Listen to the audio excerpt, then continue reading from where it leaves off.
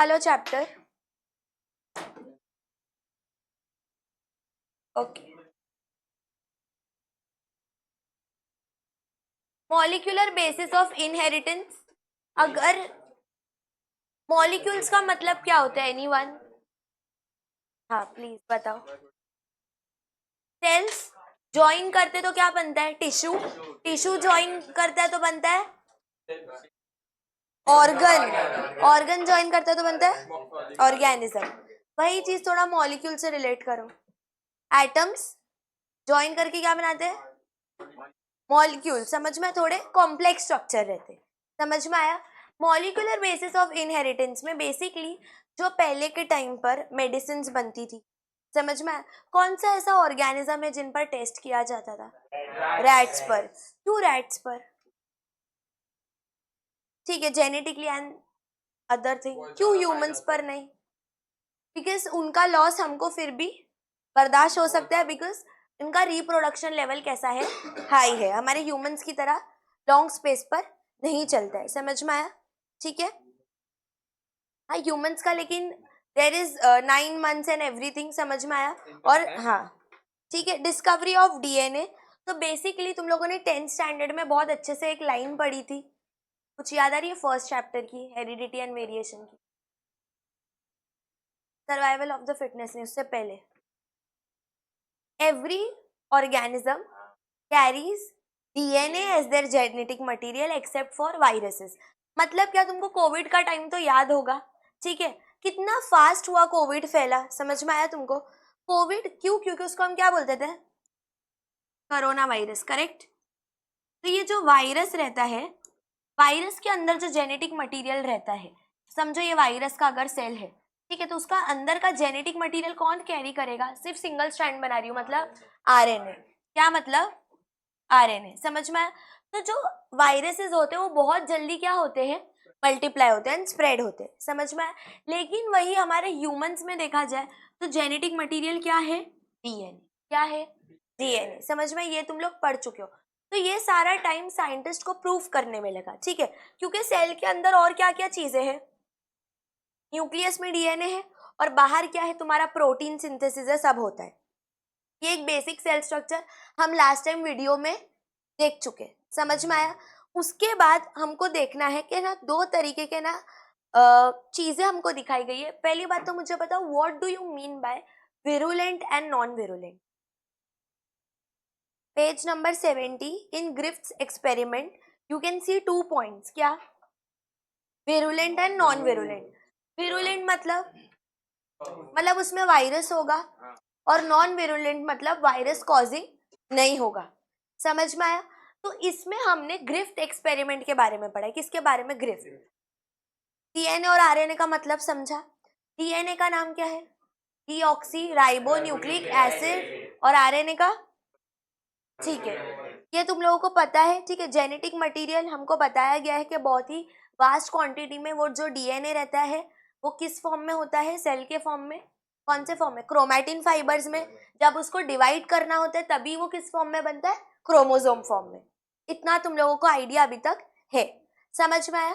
अभी हमको ग्रिफ्ट experiment important है, ठीक है? अगर बोर्ड्स में नहीं भी पूछता, लेकिन for the study point of view बड़ा इंटरेस्टिंग है। ठीक है, तुमको 4 केसेस दिए गए, देख लो पिक्चर में। 4 केसेस दिए गए हैं। एक में माउस जिंदा है, एक में माउस मर चुका है, एक में माउस वापस जिंदा है, और 4th में माउस डेड है। ठीक है, अभी हमको यहाँ पर स्ट्रेन की बात दी गई है। तुमने जो 2 पॉइंट्स पढ़े, तो तुमको कभी भी याद रखो, कॉकस, पता है तुम लोगों को ये वर्ड्स पढ़े हो तुमने 11th स्टैंडर्ड में? स्ट्रेप्टोकॉकस, स्ट्रेप्टोबैसिलस, विब्रियो, किसके शेप्स थे? बैक्टीरियाज, पता है ना? Micro organisms basically. ये जो तुम स्ट्रेप्टो वाले वर्ड पढ़ते हो, तुमने कभी वो बेटाडिन ऑइंटमेंट सुना ना? Betadine, Soframycin. समझ में? तो ये जो तुम डरमैट के जब तुम वो देखते हो ना ऑइंटमेंट, तो तुमको ऐसे वर्ड्स दिखेंगे। क्या दिखेगा? ये एंटीबायोटिक्स जैसे एक्ट करते हैं। एंटीबायोटिक्स का ये मतलब नहीं कि तुम सिर्फ मेडिसिन अंदर से ही लो। बाहर से जो ऑइंटमेंट हम अप्लाई करते हैं, स्किन पर ज्यादातर जो फंगल इन्फेक्शंस होते हैं उनको कौन मारते हैं? ये कॉकस और बैसिलस। समझ में आया? मिल्क में क्या प्रेजेंट है? कर्ड में लैक्टोबैसिलस। मिल्क में लैक्टोज शुगर है, लेकिन वो जो दही का माइक्रो ऑर्गेनिज्म का नाम है lactobacillus. This type you all know, समझा। तो अभी ग्रिफ्ट के एक्सपेरिमेंट में हमको दो चीज दिखाई गई है, देखो ध्यान से देखो, दो स्ट्रेन्स यूज किए गए, मतलब दो केमिकल्स जिस पर हम डिसाइड करेंगे कि ये चीज एंटीबायोटिक है या नहीं है, ठीक है। फर्स्ट वाला टाइप कैसा है, virulent, smooth, pathogenic and encapsulated. Capsulated और एनकैप्सुलेटेड मतलब इस पर कैप्सूल है, समझ में आया। एनकैप्सुलेटेड मतलब इस पर कैप्सूल है, ठीक है। तो इसको हमने स्मूथ टाइप से क्या डिनोट किए, एस टाइप, क्या डिनोट किए। तो तुमको एस अच्छा लग रहा है कि बुरा लग रहा है, विरुलेंट है मतलब बुरा होगा, करेक्ट। हाँ ठीक है, एक्सपेरिमेंट में ये लिया गया है। फर्स्ट हम ग्रिफ्ट पढ़ रहे हैं, जो कौन सा साइंटिस्ट है, फ्रेडरिक ग्रिफ्ट, तो उनके नाम पर ही दिया हुआ है।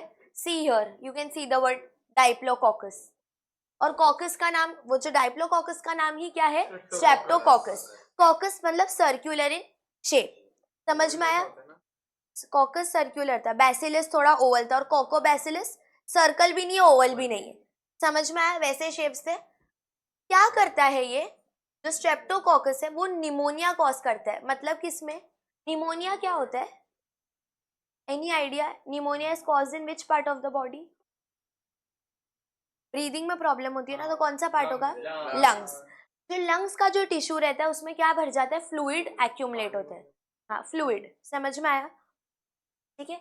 अभी दो स्ट्रेन्स लिए गए, अच्छा वाला स्ट्रेन कौन सा है, आर स्ट्रेन।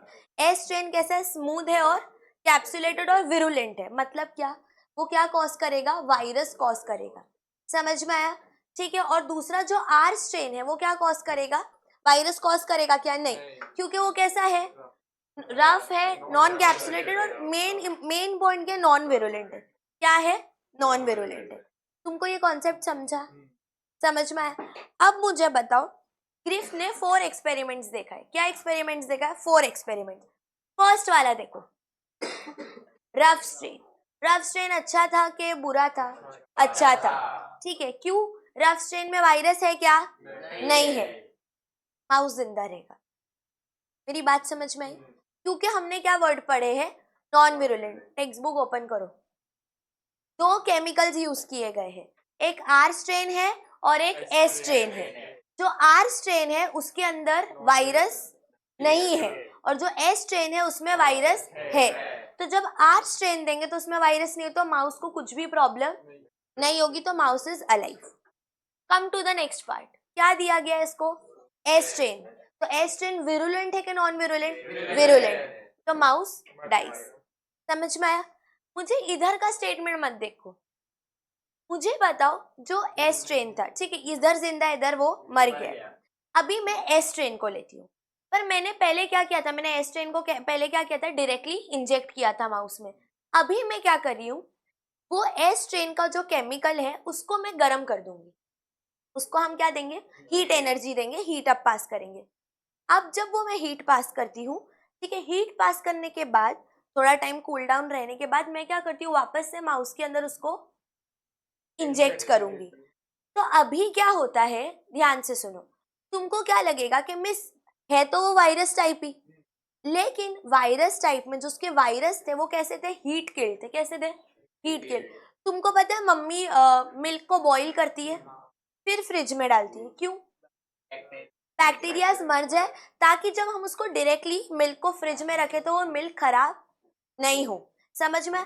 अभी देखो पैकेट्स के मिल्क होते हैं ना, तो उसमें इतना नहीं होता है, लेकिन जो वो बॉक्स वाला मिल्क आता है ना, जो बॉक्स वाला मिल्क आता है, उसको अगर हम डायरेक्टली, अभी गर्मी का टाइम चल रहा है, ओके, डायरेक्टली हम लेते हैं और उसको क्या कर देते हैं, फ्रिज में डाल देंगे बिना बॉईल किए, चांसेस है कि वो दूध फट जाते हैं, समझ में आया। तो तुमने देखा आर स्ट्रेन वाला था, उसमें तो वायरस था ही नहीं, नॉन विरुलेंट, माउस को दोगे माउस जिंदा रहेगा। एस स्ट्रेन वायरस कॉजिंग है, उसको माउस में डाल दिया तो वो मर गया। लेकिन वही एस स्ट्रेन को अगर तुम क्या करते हो, हीट अप करते हो, तो उसके जितने भी वायरस होंगे वो क्या होंगे, मर जाएंगे। तो जब तुम माउस को देते हो तो उसके अंदर से पॉइजन तो मर गया, समझ में आया, तो माउस क्या रहेगा, जिंदा रहेगा। समझा तुमको इतना पार्ट। अभी मुझे फोर्थ कंडीशन बताओ, टेक्स्ट बुक में मत देखो, ध्यान से सुनो। नेक्स्ट फर्स्ट टू में डायरेक्ट केमिकल्स हमने डाले, थर्ड में हमने हीट करके डाले, किसका, वायरस वाला।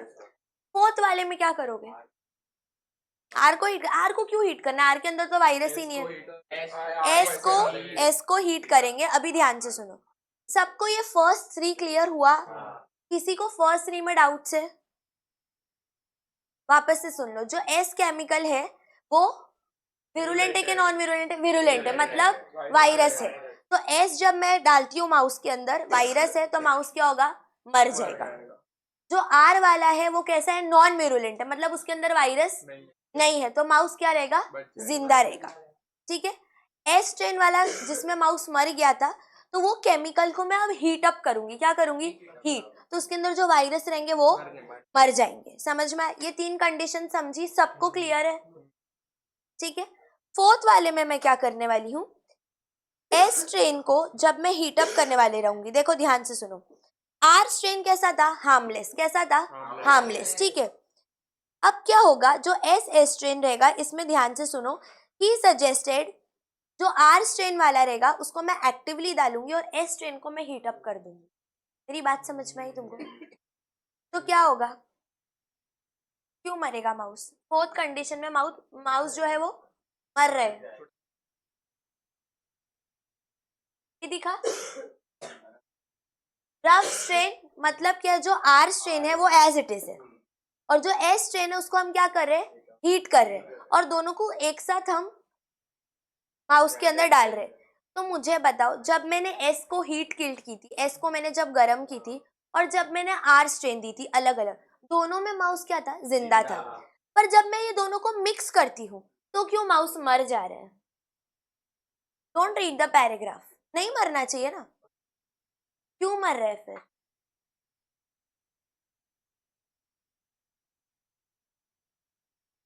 थोड़ा ध्यान दो। एक्टिव कौन है यहाँ पर, आर स्ट्रेन एक्टिव है, लेकिन आर स्ट्रेन कैसा था, हार्मलेस। एस स्ट्रेन क्या था, हार्मफुल था, लेकिन जब हमने उसको हीट किए ना, तो उसने वो हार्मलेस हो गया और उसने आर स्ट्रेन को अपना हार्मफुलनेस दे दिया। मम्मी बोलते ना, बुरे दोस्तों में मत रहो, संगत का असर। समझ में आया? कभी कभी जो बुरा रहता है वो सुधर जाता है और दोस्त को आदत लग जाती है। करेक्ट, समझ में आया? आर स्ट्रेन और एस स्ट्रेन। ठीक है। तो यहाँ पर अभी तुमको ये पैराग्राफ पढ़ना है, सुनो। In this 4 experiments something had called harmless strain R bacterium to change into deadly S strain bacterium. समझा? वो था पहले हार्मलेस, लेकिन जब वो एस को हीट किल कर रहे थे, जब हीट अप कर रहे थे, तो उसके वायरसेस किस में ट्रांसफॉर्म हो गए, आर स्ट्रेन में। तो यहाँ पर तुम एक वर्ड पढ़ते हो, ट्रांसफॉर्मिंग प्रिंसिपल। समझ में आया तुमको? Griffith concluded that R strain bacterium must have taken up to what is called as a transforming principle। समझा? ट्रांसफॉर्मिंग प्रिंसिपल समझ में आई तुमको बात? कोई और डेडली था तो हमने क्या किया, डेडली चीज को खुद ने उसने ले लिया। समझ में आया तुमको ये एक्सपेरिमेंट्स के मतलब? ठीक है। यहाँ पर मिक्स किया है ना। अच्छा, you are asking first and second, मर जाता है, एस स्ट्रेन में तो मर ही रहा है ना। समझ में? ये दोनों कंडीशन में अलाइव था, वायरस है तो इसमें डोमिनेंट रिसेसिव नहीं है। एक खाना अच्छा है और एक में जहर है, तो तुम दोनों मिक्स करके खाओगे तब भी तुम मरने ही वाले हो ना। समझ में आया? इसमें डोमिनेंट रिसेसिव नहीं है, इसमें virus causing and virus non causing है। तुम फर्स्ट और थर्ड कंडीशन को जब मिक्स करते हो तो तुमको क्या लगेगा कि मैम हाँ, चूहे को जिंदा रहना चाहिए था, बट इसका जो भी वायरस हीट किल्ड हुआ था वो इसके पास ट्रांसफॉर्म हो गया, which is why last condition में क्या हुआ है, माउस मर गया। तो वायरसेस तो ये जो आर स्ट्रेन था वो तो अलाइव था ना, तो हीट करके जितने भी वायरस उसके जा रहे थे तो आर स्ट्रेन अपने पास ले रहा। समझ? इसमें किसी के भी पास लेने के लिए कुछ था नहीं। ये दिखा, ये वाला जब हीट किल्ड हुआ था तो कोई एक्टिवली उसका वायरस लेने के लिए नहीं था ना। समझ में आया? कोई डाउट्स है इसमें? Griffith experiment